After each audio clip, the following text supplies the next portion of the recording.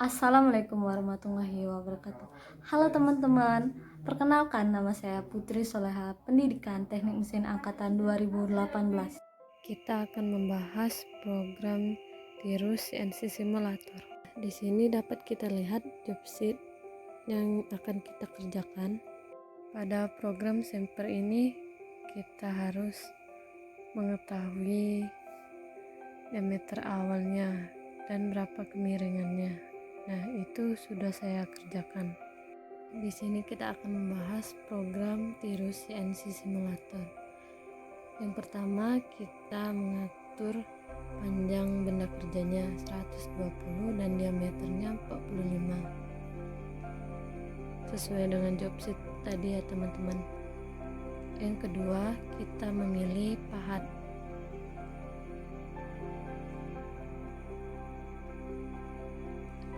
Pakai 0,1 ini juga boleh.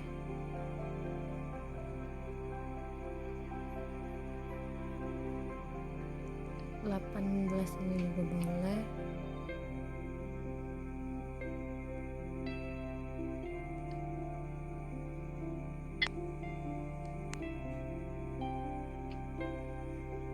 .5 ini juga boleh.